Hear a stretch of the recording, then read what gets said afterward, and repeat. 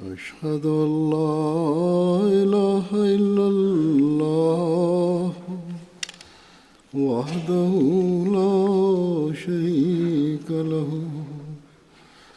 وأشهد أن محمدا عبده ورسوله أما بعد فأعوذ بالله من الشيطان الرجيم بسم الله الرحمن الرحيم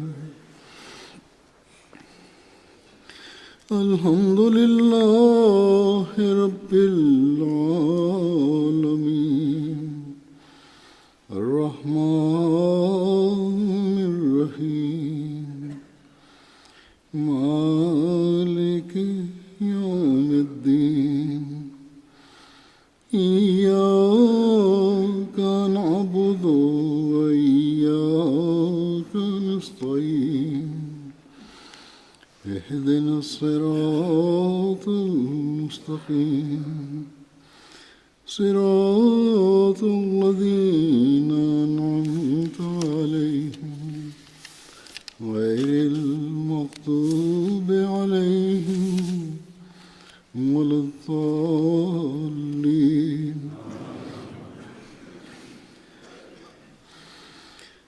لن تنالوا البر حتى تنفقوا مما تحبون وما تنفقوا من شيء فإن الله به عليم.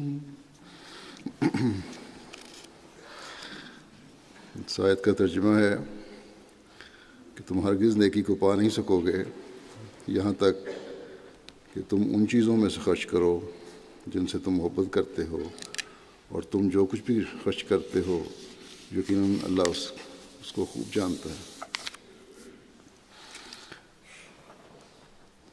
اس آیت میں اللہ تعالیٰ نے وہ مضمون فرمایا ہے، بیان فرمایا ہے جسے ہمیشہ اللہ تعالیٰ کی راہ میں قربانی کرنے والے مومنین نے ہی بہتر رنگ میں سمجھا ہے.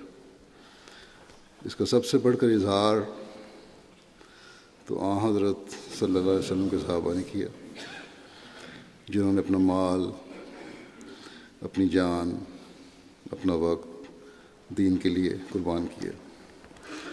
یہ وہ لوگ تھے جنہوں نے البر کی حقیقت کو سمجھا، یعنی نیکی کے اس معیار کو سمجھا اور حاصل کرنے کی کوشش کی جو نیکیوں کا اعلیٰ ترین معیار تھا، جو تقویٰ کا اعلیٰ معیار تھا،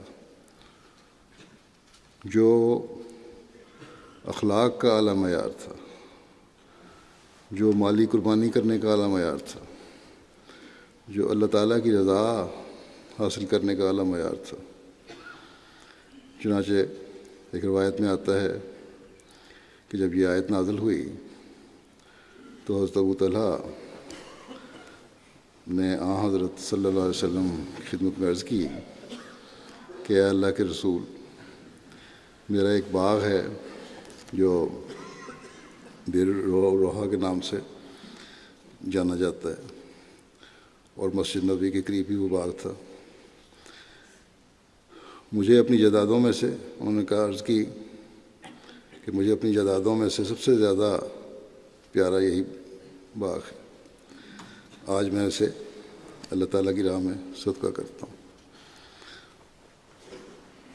تو یہ معیار تھے صحابہ کے، اور آج اللہ تعالیٰ کے فضل سے ہر قسم کی قربانیوں کا سب سے زیادہ ادراک حضرت صلی اللہ علیہ وسلم کے غلام صادق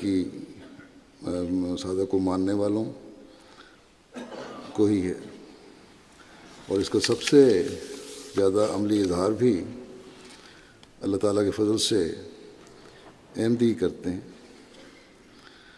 آج دنیا جو مال و دولت سمیٹنے کی دوڑ میں لگی ہوئی ہے، احمدیوں کی بہت بڑی تعداد ایسی ہے جو پیسہ کماتے ہیں، دولت کماتے ہیں، تو جب انہیں مالی قربانی کی طرف توجہ دلائی جائے وہ اپنا مال پیش کرتے ہیں، اور یہ سب کچھ اس مسلسل تربیت کا نتیجہ ہے جو حضرت مسیح موعود علیہ الصلوۃ والسلام نے ہماری فرمائی۔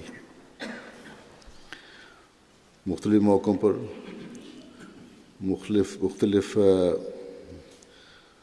پیرائے میں آپ نے قربانیوں کی ہمیں وصیت فرمائی اور مختلف مسائل کے ساتھ۔ چنانچہ ایک موقع پر مالی قربانی کے بارے میں بیان فرماتے ہوئے آپ فرماتے ہیں کہ دنیا میں انسان مال سے بہت زیادہ محبت کرتا ہے، اسی واسطے علم تعبیر الرؤیا میں لکھا ہے کہ اگر کوئی شخص دیکھے، خواب میں دیکھے کہ اس نے جگر نکال کر کسی کو دیا ہے تو اس سے مراد مال ہے۔ یہی وجہ ہے کہ حقیقی اتقاء اور ایمان کے حصول کے لیے فرمایا لن تنالوا البر حتی تنفقوا مما تحبون، کہ حقیقی نیکی کو ہرگز نہ پاؤ گے جب تک کہ تم عزیز ترین چیز خرچ نہ کرو گے، کیونکہ مخلوق الہی کے ساتھ ہمدردی اور سلوک کا ایک بڑا حصہ مال کے خرچ کرنے کی ضرورت بتلاتا ہے۔ جو مخلوق ہے حقوق العباد ادا کرنے کے لیے، اور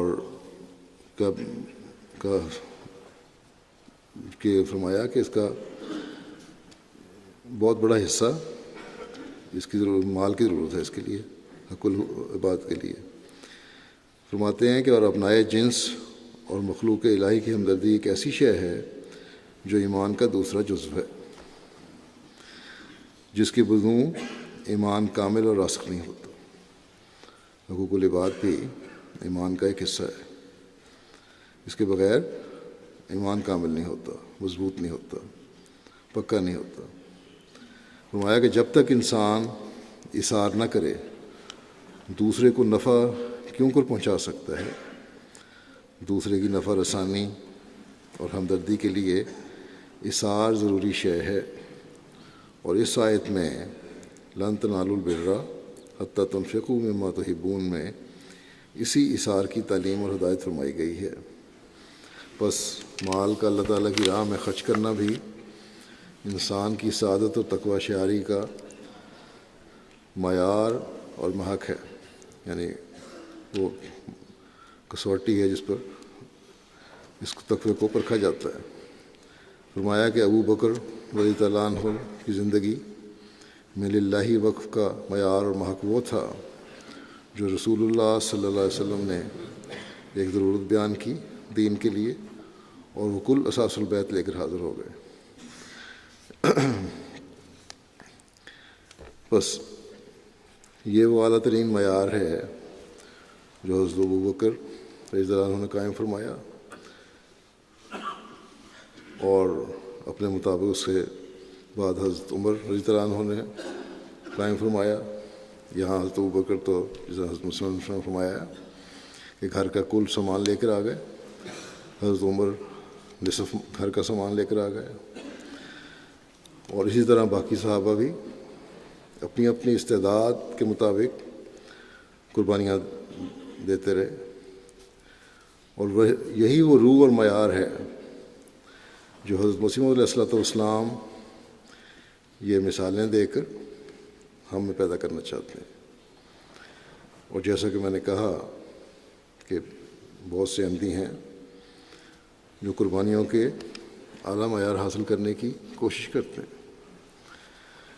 جب وہ قرآن اور حدیث میں حضرت مسیح اور اسی طرح حضرت مسیح علیہ الصلوۃ والسلام کے ارشادات پڑھتے ہیں تو اس بات پر ان کو یقین بھی ہوتا ہے کہ اللہ تعالیٰ نے جب اللہ کی راہ میں خرچ کرنے والے کے اموال و نفوس میں برکت کا بھی فرمایا ہے،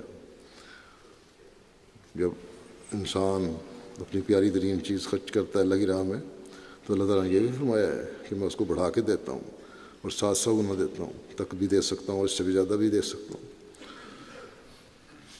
تو جب احمدی یہ قربانی کرتے ہیں تو ان کو یہ بھی یقین ہوتا ہے کہ اللہ تعالیٰ بڑھا کر دے گا اور ہمارے سے بھی یہ سلوک کرے گا۔ احمدی جب حضرت صلی اللہ علیہ وسلم کے اس ارشاد کے مطابق خرچ کرتے ہیں جس میں آپ نے فرمایا کہ جس نے ایک کھجور بھی پاک کمائی میں سے اللہ تعالیٰ کی راہ میں دی، اور اللہ تعالیٰ پاک چیز کو ہی قبول فرماتا ہے۔ یہ بڑی ضروری چیز یاد رکھنے والی ہے۔ دھوکے سے کمائی ہوئی کمائی اللہ تعالیٰ قبول نہیں کرتا، اللہ تعالیٰ پاک کمائی قبول کرتا ہے۔ تو فرمایا کہ جس نے پاک کمائی اللہ تعالیٰ کی راہ میں دی تو اللہ تعالیٰ اس کھجور کو دائیں ہاتھ سے قبول فرمائے گا، چاہے وہ کھجور کے برابر کمائی ہو، اور اسے بڑھاتا جائے گا یہاں تک کہ وہ پہاڑ جتنی ہو جائے گی۔ فرمایا کہ جیسے تم میں سے کوئی اپنے چھوٹے سے بچڑے کی پرورش کرتا ہے اور بڑا جانور بنا دیتا ہے اسے۔ اب یہ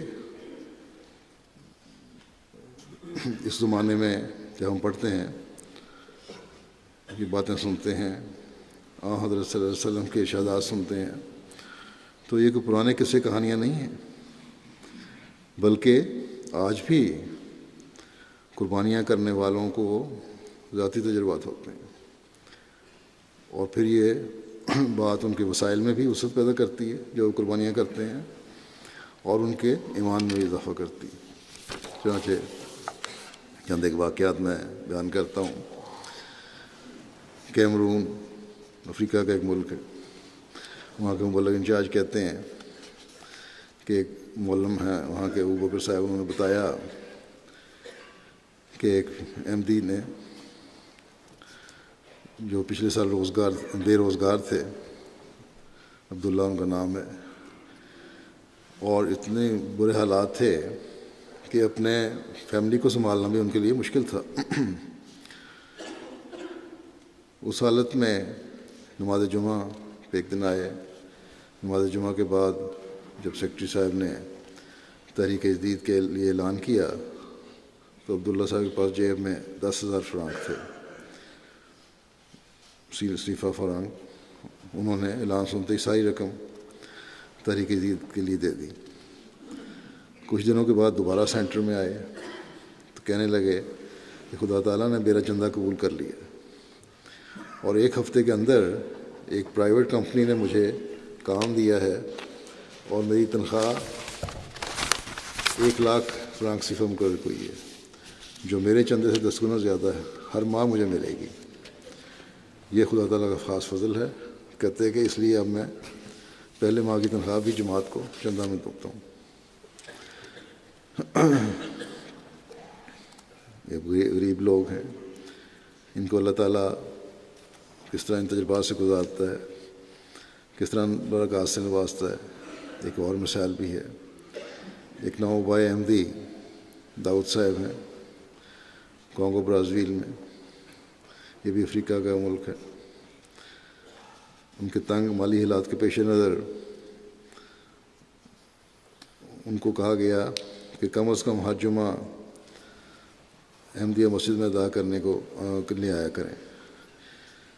جب وہ جمعہ پر باقاعدہ ہوئے تو پھر ایک دن جمعہ کے بعد علیحدہ ملاقات میں مالی قربانی کی اہمیت کا انہیں بتایا، اور کہا کہ جو کچھ بھی خدا تعالیٰ آپ کو دے اس میں سے ضرور کچھ نہ کچھ اس کی راہ میں دیں۔ جو کچھ آپ خدا کی راہ میں دیں گے وہ اس سے بڑھ کر لوٹائے گا۔ اللہ تعالیٰ کا وعدہ ہے، پاک کمائی اگر ادا کرو گے، خرچ کرو گے اللہ کی راہ میں تو میں لوٹاؤں گا۔ فرمایا کہ اس طرح آپ کے تنگ مالی حالات فراخی میں بدل جائیں گے۔ ان کو یہ کہا گیا، یہ کہہ کر وہ مبلغ صاحب کہتے ہیں کہ میں نے ان کو واپسی کا کرایہ بھی دیا اور رخصت کر دیا۔ ایک ہفتے کے بعد جمعہ کے لیے آئے تو جمعہ کے بعد بہت خوش نظر آ رہے تھے۔ وجہ پوچھی تو کہنے لگے کہ آپ نے گزشتہ جمعے کو جو چندوں کی تحریک کی تھی سو مسجد سے جانے سے قبل میں نے 100 فرانک صیفہ چندے کی مد میں ادا کیے تھے۔ چندہ دینے کے بعد میں جیسے ہی گھر پہنچا تو ایک پڑوسی دوست جنہوں نے کچھ مہینوں سے تھوڑی سی جلانے والی لکڑی ہمارے صحن میں رکھی ہوئی تھی، وہ اچانک وہ لکڑی لینے کے لیے آ گئے اور جاتے ہوئے 4000 فرانک صیفہ میرے ہاتھ میں تھما گئے۔ مجھے بہت خوشی ہوئی کہ ابھی تو میں چندہ دے کر گھر پہنچا ہی تھا تو ساتھ ہی خدا تعالیٰ نے 40 گنا بڑھا کر عطا کر دیا۔ اسی طرح تنزانیہ کے امیر صاحب نے لکھا کہ ایک نوبائے عبید کوئی صاحب بیان کرتے ہیں کہ راجگیری میرا پیشہ ہے اور عرصے 5 مہینے سے کوئی خاص کام نہیں مل رہا تھا، بڑے مشکل حالات تھے، بیوی بچے بھی مشکل سے رہ رہے تھے، بڑا مشکل سے گزارا ہو رہا تھا۔ ایک دن معلم نے چندہ کی تحریک کی، کہتے ہیں اس وقت مجھے اور زیادہ پریشانی ہوئی کیونکہ جو رقم میرے پاس تھی وہ صرف اتنی تھی کہ اس دن کے لیے بھی بچوں کا بندوبست ہو سکتا تھا۔ تو جب معلم صاحب نے کہا کہ اللہ تعالیٰ کی راہ میں قربانی کرنے سے اللہ تعالیٰ برکت ڈالتا ہے تو میں نے فیصلہ کیا کہ یہ رقم چندے میں دے دیتا ہوں۔ چنانچہ ایسے ہی کیا، اور اس کے بعد اس خیال نے مجھے یہ خیال مجھے آیا کہ آج میرے بچے کیا کھائیں گے، کہ یہی سوچ رہا تھا میں، کبھی کچھ دیر گزری تھی کہ مجھے یہ پیغام ملا کہ کہیں پر تعمیر کا کام ہو رہا ہے، میں فوراً وہاں جا کر پیمائش وغیرہ کر لوں۔ اس کے ساتھ ہی مجھے اجرت کے طور پر ایڈوانس میں کچھ رقم بھی دی گئی۔ میں بڑا حیران ہوا کہ 5 ماہ سے میں مشکل میں دوچار تھا، اور جو ہی اللہ تعالیٰ کی راہ میں دیا اس کی طرف سے برکتوں کے دروازے کھل گئے۔ چنانچہ اس دن سے جب میں نے اللہ کی راہ میں دیا میرے حالات اب بدل گئے ہیں۔ اب کبھی میں چندہ تک نہیں کروں گا، یہ نوبائین کو بھی اللہ تعالیٰ ان تجربات سے گزارتا ہے۔ مالی ایک اور افریقہ کا ملک ہے۔ ایک وہاں صاحب ان کو 3-4 سال پہلے بیعت کی توفیق ملی، لسینہ صاحب۔ انہوں نے اپنی معمولی آمد سے 500 فرانک صیفہ چندہ دے دیا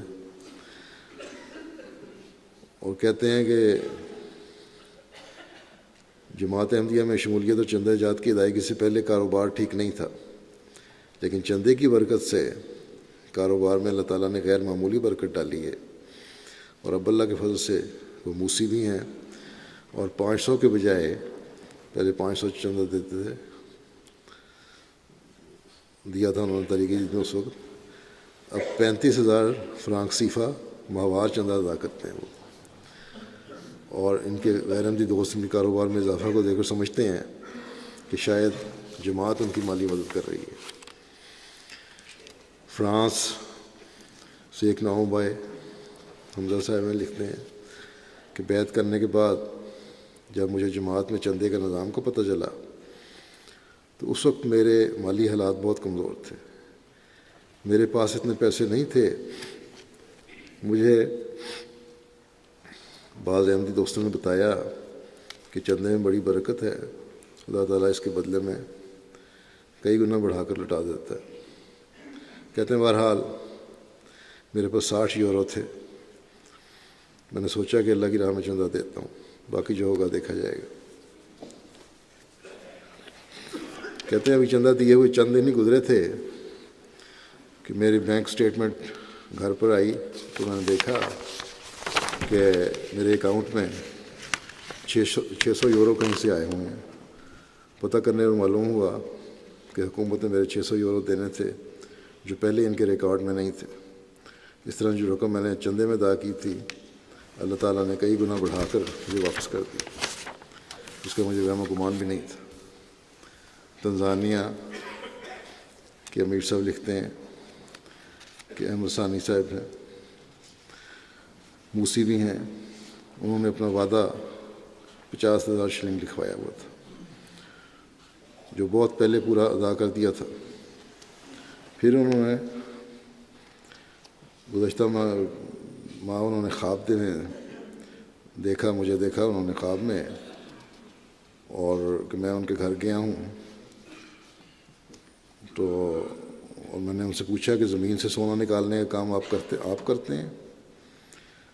تو انہوں نے جواب دیا کہ جی حضور، لیکن یہ کام ٹھیک نہیں چل رہا۔ تو پھر کہتے ہیں کہ میں نے ان کی طرف دیکھ کر کہا، دیکھا اور ساتھ ہی یہ آواز آئی کہیں سے کہ تحریک عید کا چندہ بڑھاؤ۔ کہتے ہیں، اور ثانی صاحب جو ہیں یہ حکمت کا کام بھی کرتے ہیں، دیسی دوائیوں کا بڑے ماہر ہیں۔ تو اس خواب کے بعد اللہ تعالیٰ نے ان کے ہاتھ میں غیر معمولی برکت ڈالی، اور گزشتہ 1 ماہ سے دور دور سے ان کے پاس مریض آنے لگے، اور آمد میں غیر معمولی اضافہ ہونے لگا۔ اور کہتے ہیں اس کے بعد خواب کے بعد گزشتہ 1 ماہ میں انہوں نے مزید 4,27,000 سے زیادہ شلنگ تحریک عید کا چندہ ادا کیا، اور اپنی ریجن میں سب سے زیادہ چندہ ادا کرنے والے ہیں۔ انڈیا بنگلور کے ایک مخلص نوجوان بے روزگار تھے، اور نوکری نہ ہونے کی وجہ سے گھر کی ماہوار قسط بھی نہیں ادا کر سک رہے تھے۔ انسپیکٹر صاحب کہتے ہیں تحریک عید کے کہ میں ان کے گھر گیا، لیکن جب سیکرٹری نے مجھے ان کے حالات بتائے تو میں خاموش ہو گیا، کوئی بات نہیں کی۔ لیکن موصوف نے خود ہی مجھے پوچھا آپ مجھے کچھ کہنا چاہ رہے تھے؟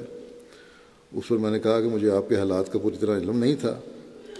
پہلے تو میرا خیال تھا کہ آپ کو 1,00,000 روپے چندہ کی تحریک عید کا وعدہ لینے کا ارادہ تھا آپ سے، لیکن اب آپ کے حالات کا پتہ لگا ہے تو میں خاموش ہو گیا۔ آپ اپنی استطاعت کے مطابق جو چاہیں لکھوا دیں۔ اس سے موصوف نے کہا کہ آپ 1,00,000 روپے کا وعدہ لکھ لیں، اور بہرحال کہتے ہیں اللہ تب توکل کرتا ہوں میں، انشاءاللہ ادائیگی بھی ہو جائے گی۔ چنانچہ اللہ تعالیٰ نے فضل فرمایا، دوبارہ ان کو ملازمت مل گئی، اور بہت اعلیٰ ملازمت ملی، اور 2 سال کا انہوں نے وعدہ بھی ادا کر دیا، پچھلے سال کا بھی اور اس سال کا بھی۔ مایوٹی آئی لینڈ ہے ایک، وہاں کے مبلغ سلسلہ لکھتے ہیں کہ بڑا غریب ملک ہے یہ، بہت مشکل سے لوگ اپنے گھر میں سبزیاں وغیرہ بیچ کر گزارا کرتے ہیں۔ ایک احمدی دوست ربیعوں صاحب ایک موٹر سائیکل کی دکان میں کام کرتے ہیں، سب سے زیادہ چندہ دیتے ہیں۔ وہ بتاتے ہیں کہ عجیب سلسلہ ہے کہ میں جتنا چندہ ادا کرتا ہوں مہینے کے آخر پہ دگنی رقم واپس مل جاتی ہے۔ تو کہتے ہیں ایک دن ان کی اہلیہ نے کہا کہ آپ اتنا زیادہ چندہ کیوں ادا کرتے ہیں؟ کہنے لگے کہ مجھے اللہ تعالیٰ یہ چندہ دگنا کر کے واپس کر دیتا ہے، اس لیے میں دیتا بھی ہوں۔ پھر انہوں نے اپنے اہلیہ کے سامنے ہی ایک رقم چندے میں ادا کی، کہنے لگے کہ دیکھ لینا اللہ تعالیٰ مجھے یہ رقم ضرور واپس کر دے گا۔ چنانچہ ایسا ہی ہوا، اور مہینے کے آخر میں دکان کے مالک نے اپنے تمام ملازمین کو بونس دیا، اور جو رقم انہیں بونس سے ملی وہ چندے کی رقم سے زیادہ تھی۔ موصوف اللہ تعالیٰ کی فضل سے مالی قربانی میں دن بدن بڑھتے چلے جا رہے ہیں۔ کینیڈا سے امیر صاحب نے لکھا کہ سیکرٹری تحریک عزیز لجنہ کی، انہوں نے حضرت مسلم موعود کی جب تحریک کی تھی اس کو کہا تھا کہ اپنی تنخواہ آدھی یا پوری پیش کرو تحریک عزیز میں۔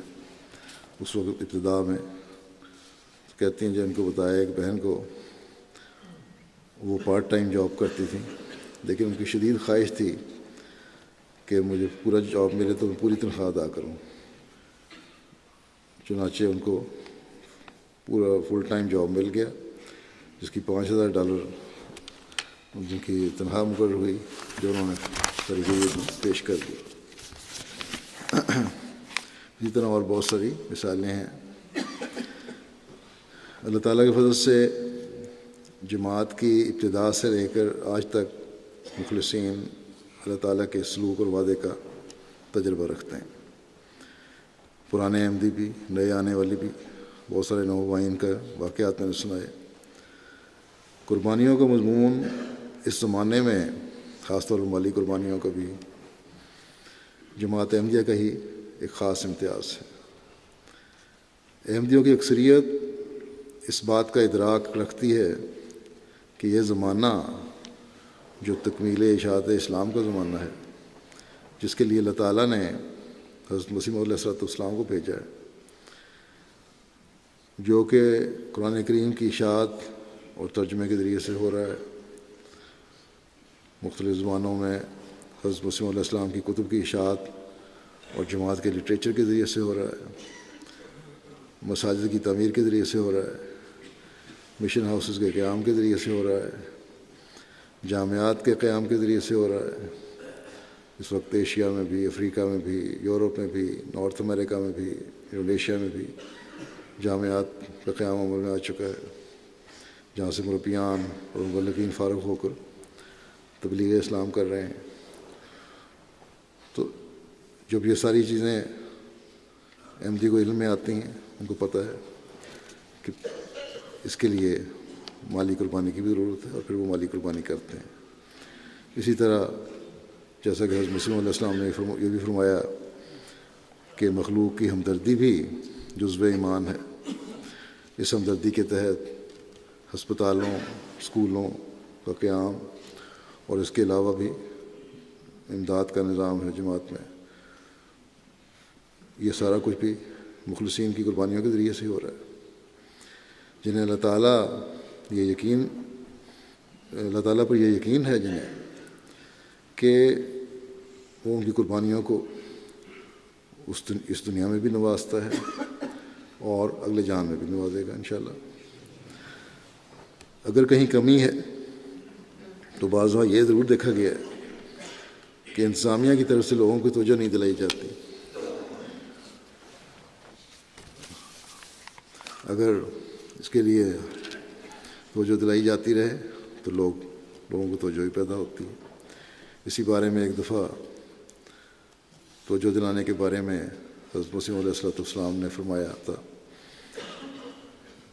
کہ یہ بات بھی قرین قیاس ہے کہ اکثر لوگوں کو اب تک کہا بھی نہیں جاتا کہ ہمارے سلسلے کے لیے کسی چندے کی ضرورت ہے. بہت سے لوگ ہیں، آپ فرماتے ہیں بہت سے لوگ ہیں رو رو کر بیعت کر کے جاتے ہیں.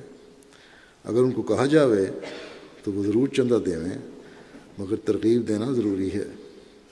آپ نے فرمایا کہ ہر ایک کمزور بھائی کو بھی چندے میں شامل کرو اور تحریک کرو ایک دوسرے کو. اور یہ بات آج بھی جیسے میں نے کہا بالکل درست ہے. جب توجہ دلائی جائے تو پھر توجہ ہوتی ہے لوگوں کی، اور اسی وجہ سے اب تحریک دید اور وقف دین، جب میں نے کہا تھا کہ تعداد بڑھائیں تو تعداد ہی بڑھ رہی ہے. توجہ دلانے پر تو احمدی بچوں میں بھی ایک جوش و جذبہ قربانی کا نظر آتا ہے. چنانچہ نکورو کینیا سے ربی صاحب لکھتے ہیں کہ جو ابو بکر کیبی صاحب جو اس وقت صدر جماعت ہیں وہاں کے، اور کینیا ڈیفینس فورسز میں بطور سارجنٹ کام کرتے ہیں، بہت مخلص احمدی ہیں. باوجود مسجد سے دور کینٹ ایریا میں رہنے کے باقاعدگی سے لمبا سفر طے کر کے جمعے کی نماز پر ضرور حاضر ہوتے ہیں، اور ساتھ اپنی 3 بیٹیوں کو بھی لاتے ہیں اور کوشش کرتے ہیں کہ لے کر آئیں. کینٹ میں اپنے گھر میں خاص طور پر MTA کی ڈش لگوائی ہوئی ہے، اور خود بھی اپنے ساتھ کام کرنے والے فوجیوں کو بھی اکثر MTA کے پروگرام دکھاتے رہتے ہیں. کہتے ہیں کہ میں کچھ عرصے سے ہر خطبہ جمعہ میں تحریک جدید کی اہمیت کو اجاگر کر رہا تھا. چند روز قبل جمعہ کی نماز کے بعد انہوں نے ربی صاحب سے پوچھا، میں ان کو بیان کیا کہ میری بچیاں بھی یہ خطبہ سنتی ہیں، اور دوران ماہ ایک مہمان ان کے گھر آئے اور واپس جاتے ہوئے میری چھوٹی بیٹی سمیرہ کو، جس کی عمر ابھی صرف 5 سال ہے، اس کے ہاتھ میں 25 شلنگ پکڑا دیے۔ جب مہمان چلا گیا تو یہ بچی اپنے باپ کے پاس آئی اور 20 شلنگ مجھے دیتے ہوئے کہا کہ یہ میری طرف سے چندہ تحریک جدید میں ادا کر دیں اور باقی 5 شلنگ کی میں کچھ کھانے کی چیزیں لے لوں گی۔ پھر لائبیریا سے مبلغ لکھتے ہیں کہ تحریک جدید کی وصولی کے دوران ہم ایک جماعت میگیما میں ایک گھر پہنچے۔ انہیں بتایا کہ تحریک جدید کیا چیز ہے اور اس میں سب شامل ہو سکتے ہیں، بچے بھی اور بڑے بھی، جو آپ کی استطاعت ہو اس کے مطابق اس میں حصہ لے سکتے ہیں۔ اس گھر میں ایک چھوٹی سی بچی تھی جس کی عمر 6-7 سال ہوگی۔ اس کا نام بنتو سمیرہ سمویرہ ہے۔ وہ ٹوکری میں چھوٹی چھوٹی چیزیں بیچ رہی تھی۔ ہماری باتیں سن کر اس نے کہا کہ بچے بھی اس میں شامل ہو سکتے ہیں، بے شک تھوڑے پیسے دے کر۔ تو ہم نے کہا کہ ہاں بچے شامل ہوتے ہیں۔ یہ سن کر وہ دوڑتی ہوئی اندر گئی اور 20 لائبیرین ڈالر لے کر آئی اور کہا کہ میرے پاس تو یہی ہیں، مجھے بھی شامل کر لیں۔ چنانچہ اس کے اس معصومانہ فعل پر اس کے والدین نے بھی چندہ ادا کر دی۔ بس یہ قربانی کی مثالیں صرف احمدی کا ہی خاصہ ہیں، چاہے وہ بچے ہوں یا بڑے ہوں اور دنیا کے کسی بھی خطے میں رہنے والے ہوں۔ بچوں کی قربانیاں حقیقت میں نیک فطرت کی آواز ہے۔ اللہ تعالیٰ کرے کہ قیامت تک جماعت میں ایسے بچے اور بڑے پیدا ہوتے رہیں جو اللہ تعالیٰ کی خاطر قربانیاں کرنے کا جوش اور جذبہ رکھنے والے ہوں اور اپنے عہدوں کو پورا کرنے والے ہوں۔ جیسا کہ نومبر میں تحریک جدید کے سال کا اعلان ہوتا ہے، آج میں تحریک جدید کے 84ویں سال کا آغاز کا بھی اعلان کرتے ہوئے گزشتہ سال کے کچھ فوائد پیش کروں گا۔ تحریک جدید کا 83واں سال ختم ہوا اور 84واں سال جیسے کہ میں نے کہا ہے شروع ہوا 1 نومبر سے، اور جو رپورٹس اب تک آئی ہیں اس کے مطابق اس سال تحریک جدید کے مالی نظام میں 1,25,80,000 پاؤنڈ مالی قربانی جماعت کو پیش کرنے کی توفیق ملی الحمدللہ۔ یہ وصولی گزشتہ سال کے مقابل پر اللہ تعالیٰ کے فضل سے 15,43,000 پاؤنڈ زیادہ ہے، اور مجموعی وصولی کے لحاظ سے پاکستان کو نکال کر جرمنی پہلے نمبر پر ہے۔ جرمنی میں 100 مساجد میں بھی احباب بڑی قربانی کر رہے ہیں۔ خدام انصار لجنہ نے اپنے ذمہ بڑی بڑی رقمیں لی ہوئی ہیں، تقریباً 3 ملین یورو تو اس کے لیے وہ جمع کرتے ہیں۔ اتنے امیر لوگ بھی وہاں نہیں ہیں، لیکن اللہ تعالیٰ کے فضل سے جذبہ بہت ہے ان میں قربانی کا۔ اللہ تعالیٰ ان کے اموال میں بھی وسعت پیدا کرے اور ان قربانیوں کو قبول فرمائے۔ نمبر 2 برطانیہ ہے، نمبر 3 امریکہ، نمبر 4 کینیڈا، نمبر 5 بھارت، نمبر 6 آسٹریلیا، نمبر 7 انڈونیشیا، اور 8 مڈل ایسٹ کی جماعت ہے ایک، اور اسی طرح 9 بھی مڈل ایسٹ کی جماعت ہے۔ 10ویں نمبر پر گانا ہے۔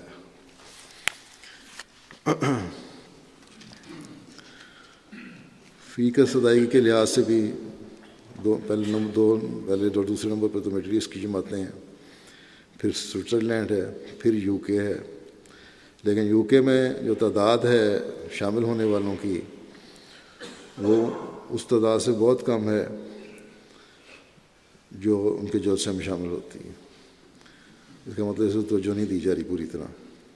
پھر 5ویں نمبر پر امریکہ ہے، 6ٹھے نمبر پر حالانکہ جلسے میں بھی پوری تعداد شامل نہیں ہوتی، 6ٹھے نمبر پر آسٹریلیا، 7ویں نمبر پر جرمنی، اور جرمنی کی جو تعداد ہے شامل ہونے والوں کی وہ اس تعداد کے قریب ترین ہے، کافی قریب ہے جو ان کے جلسے میں شامل ہوتے ہیں۔ اس کا مطلب وہاں سیکرٹری تحریک جدید نے اچھی کوشش کی ہے شامل کرنے کے لیے، اور متعلقہ سیکرٹریان نے بھی۔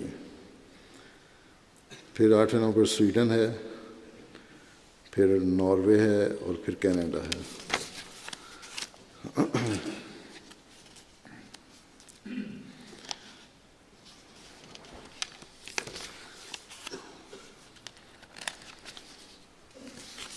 افریقن ممالک میں مجموعی وصولی کے لحاظ سے نمایاں جماعتیں ہیں۔ گانا ہے، نائجیریا ہے، پھر مالی ہے، نمبر 4 کیمرون ہے، پھر لائبیریا ہے اور پھر بینین ہے۔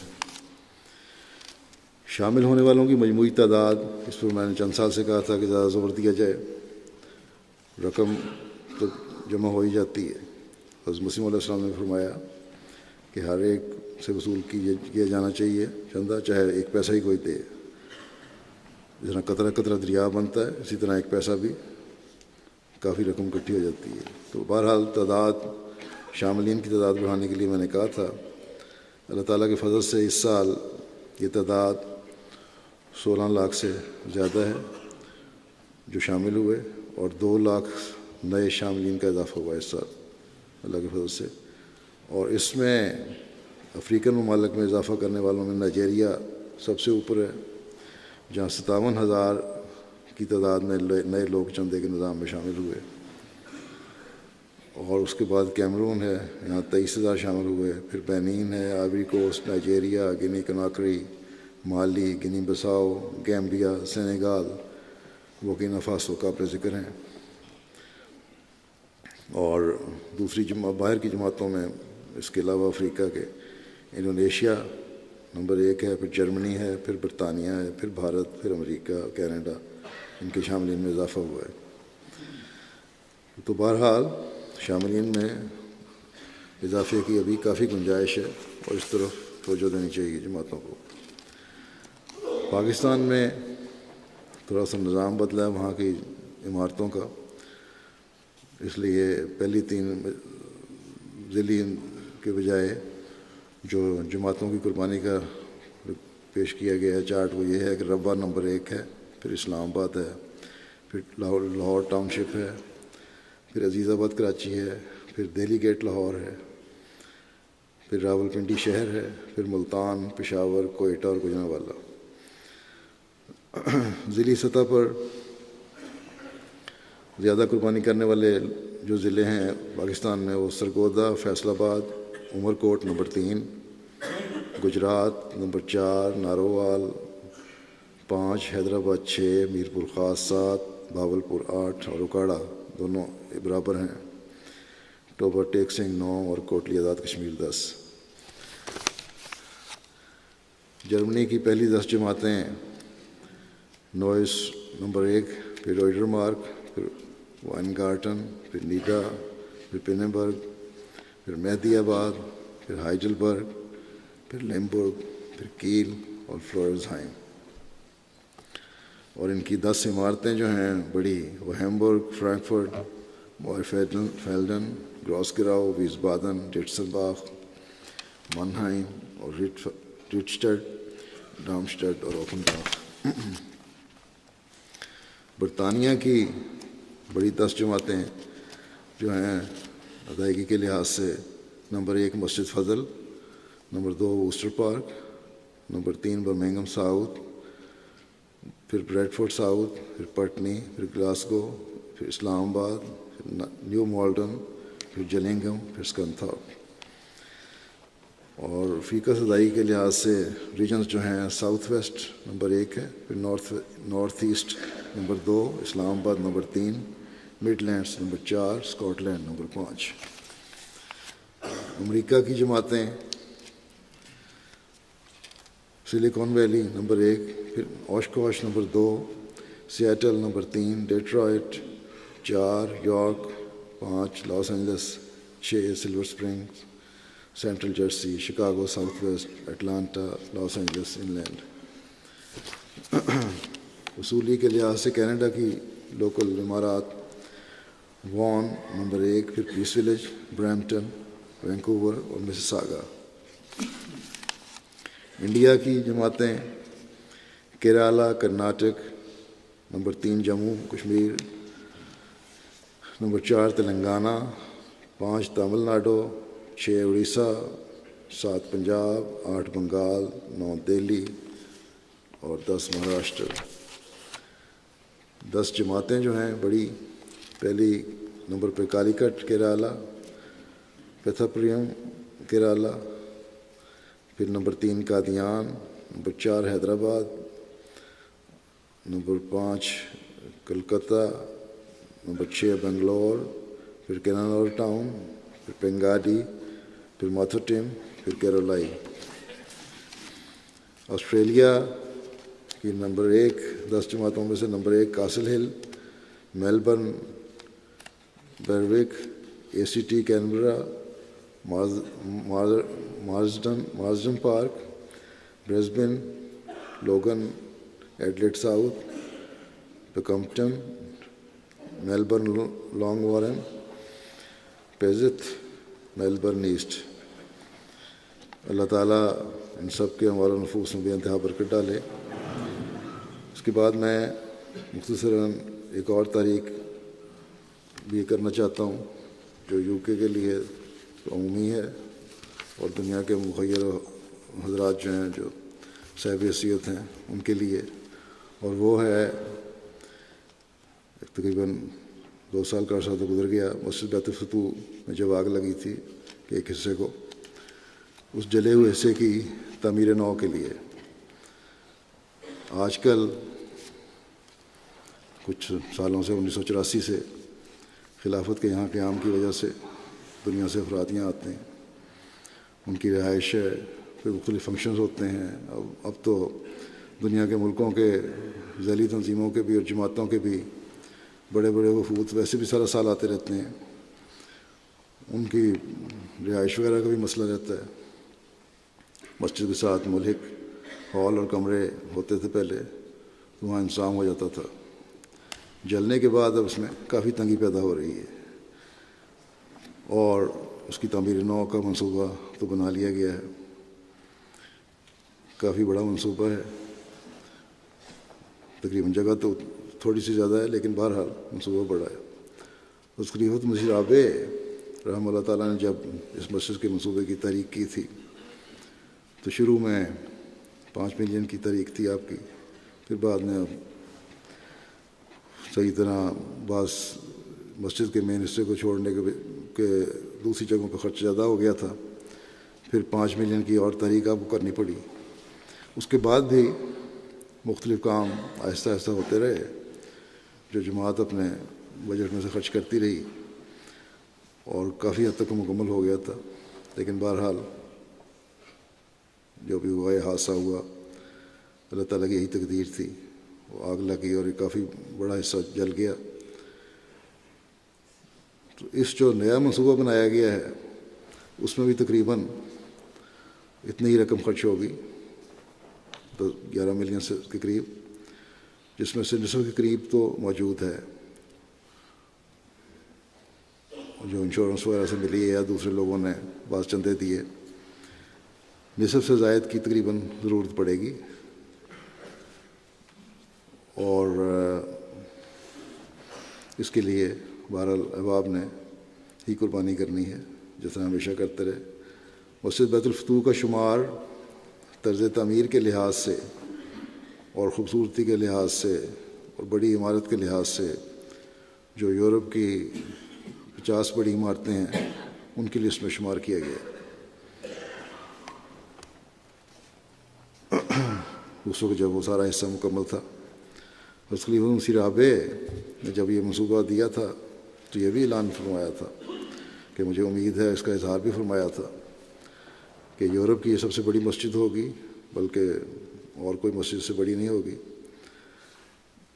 تو انہوں نے فرمایا تھا کہ 7-8 ہزار لوگ جس میں آ سکیں. تو اس وقت کہا تھا کہ ہماری ضروریات پوری ہو جائیں گی، لیکن مسجد کی جو گنجائش تھی وہ 10,000 ہالوں سمیت 10,000 کے قریب لوگ اس میں سما سکتے تھے. لیکن وہ گنجائش بھی 2-3 سال کے بعد ہی کم ہو گئی اور پھر یہاں انتظامیہ کو اعلان کرنا پڑتا تھا کہ دوسری جماعتوں کے لوگ یہاں عید کی نماز پڑھنے نہ آئیں، اپنے علاقوں میں پڑھیں. لیکن اس کے باوجود ہمیں جیسا کہ پتہ ہے اب آپ کو کہ پارک میں علیحدہ مارکی لگانی پڑتی تھی اور عید کا انتظام کرنا پڑتا تھا. تو بہرحال ضرورت تو ہے، اور جس حد تک ہم اس کو بہتر اور بڑا کر کے بنا سکتے ہیں ہمیں بنانے کی کوشش کرنی چاہیے. وہ لوگ جن کو پہلے اس کی تعمیر میں حصہ لینے کا موقع نہیں ملا انہیں تو ضرور کوشش کر کے حصہ لینا چاہیے، کیونکہ یہ یو کے جماعت کا منصوبہ ہے. اس لیے عمومی طور پر تو جیسا کہ میں نے کہا یو کے احمدیوں کا ہی کام ہے، جماعت کا ہی کام ہے، اس میں حصہ لینا چاہیے. اور باہر کی دنیا کے بھی مخیر احباب جو ہیں اس میں حصہ لیں. ذیلی تنظیموں کو بھی ذیلی تنظیموں کی حیثیت سے، جماعتوں کو بھی جماعتوں کی حیثیت سے، بڑی بڑی جماعتیں جو ہیں حصہ لینا چاہیے، کیونکہ سارا سال ہی اب تو یہاں باہر سے مہمان آتے ہیں اور یو کے جماعت ہر مہینے ان کی مہمان نوازی بھی کرتی ہے، بلکہ تعداد اب تو ہزاروں میں ہو گئی ہے. حضرت مسیح علیہ السلام نے ایک موقع فرمایا کہ عالمگیر کے زمانے میں مسجد شاہی کو آگ لگ گئی تو لوگ دوڑے دوڑے بادشاہ سلامت کے پاس پہنچے اور عرض کی کہ مسجد کو تو آگ لگ گئی. اس پر خبر کو سن کر بادشاہ فوراً سجدے میں گرا اور شکر کیا. حاشیہ نشینوں نے تعجب سے پوچھا کہ حضور سلامت، یہ کون سا وقت شکر گزاری کا ہے کہ خانہ خدا کو آگ لگ گئی ہے اور مسلمانوں کے دلوں کو سخت صدمہ پہنچا ہے؟ تو بادشاہ نے کہا کہ میں مدت سے سوچتا تھا اور آہ سرد بھرتا تھا کہ اتنی بڑی عظیم الشان مسجد جو بنی ہے اور اس عمارت کے ذریعے سے ہزارہا مخلوقات کو فائدہ پہنچتا ہے، کاش کوئی ایسی تجویز ہوتی کہ اس کار خیر میں کوئی میرا بھی حصہ ہوتا. لیکن چاروں طرف سے میں اس کو ایسا مکمل اور بے نقص دیکھتا تھا کہ مجھے کچھ سوچ نہ سکتا تھا اس میں میرا ثواب کس طرح ہو جائے. سو آج خدا تعالیٰ نے میرے واسطے حصول ثواب کی ایک راہ نکالی ہے، واللہ سمیع علیم. بس جو پہلے جیسا کہ میں نے کہا اس قربانی میں حصہ نہیں لے سکے انہیں ضرور حصہ لینا چاہیے.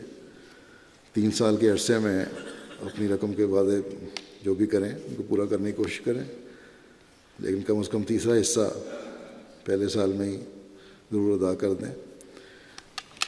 اس منصوبے کے جو کوائف ہیں وہ یہ پہلے یہ کورڈ ایریا اس کا 4,700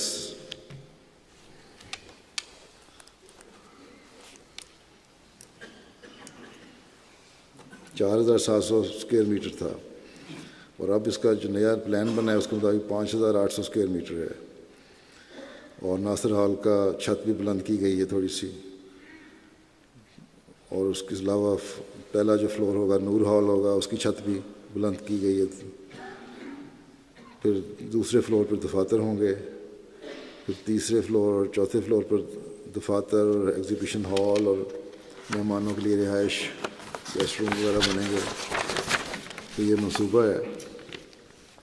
پھر یہ گیٹس ذرا ہٹا کے بنائی گئی ہے اور تاکہ کچھ پارکنگ کی جگہ مل جائے، گاڑیوں کی آمد و رفت میں آسانی رہے، پیدل چلنے والوں کی آسانی رہے، عورتوں اور مردوں کا راستہ علیحدہ علیحدہ ہو جائے.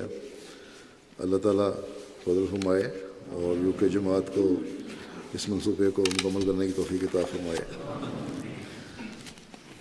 نمازوں کے بعد میں ایک جنازہ غائب پڑھاؤں گا جو مکرم عادل حمود ناخوذہ صاحب یمن کا ہے.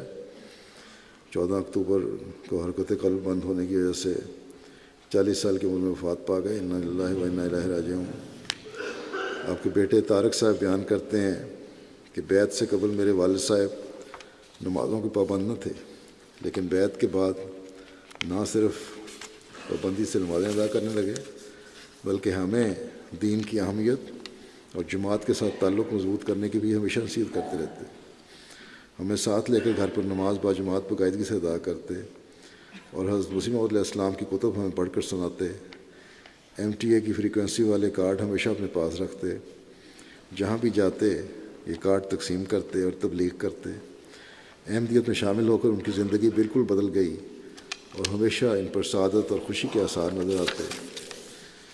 ایک احمدی دوست علی ارغامی بیان کرتے ہیں کہ بیعت سے قبل مرحوم مجھے اور بعض اور دوستوں کو اپنے گھر بلا کر احمدیت کے متعلق پوچھا کرتے تھے۔ چنانچہ ہم نے ان کو مختلف اختلافی مسائل، خروج دجال، حیات و وفات مسیح اور ظہور مہدی علیہ السلام وغیرہ سمجھائے۔ مرحوم کو ہماری باتیں اور عقائد بہت پسند آئے۔ جماعت کے خلاف جو بات سنتے خود اس کی تحقیق کرتے۔ ان کے بیعت کرنے سے قبل ایک بار ہم پر جھوٹے الزام لگا کر جیل میں ڈال دیا گیا، لیکن مرحوم نے باوجود اس وقت غیر احمدی ہونے کے بڑی بہادری سے ہمارا ساتھ دیا اور دفاع کیا۔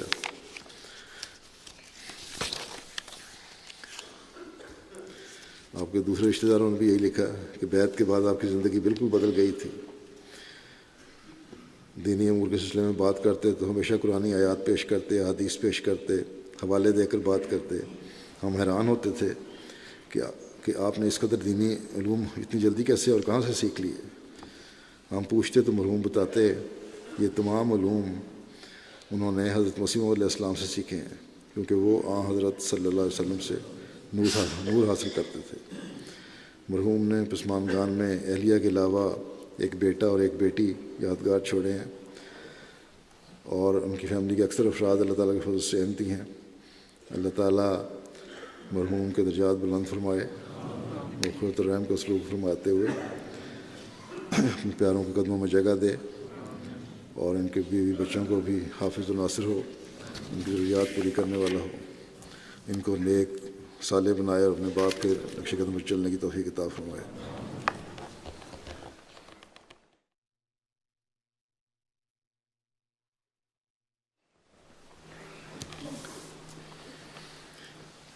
الحمد لله نحمده ونستعينه ونستغفره ونؤمن به ونتوكل عليه ونعوذ بالله من شرور أنفسنا ومن سيئات أعمالنا، من يهده الله فلا مضل له ومن يضلل فلا هادي له، ونشهد أن لا إله إلا الله ونشهد أن محمدا عبده ورسوله۔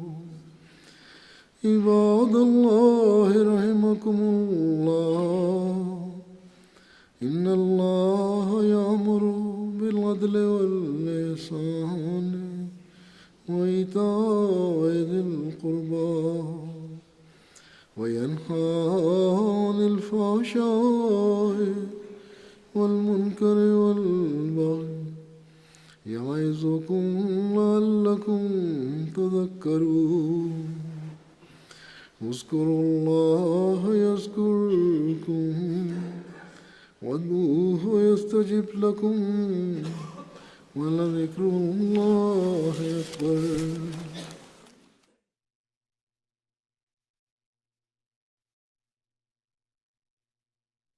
اللهم صل على محمد وعلى آله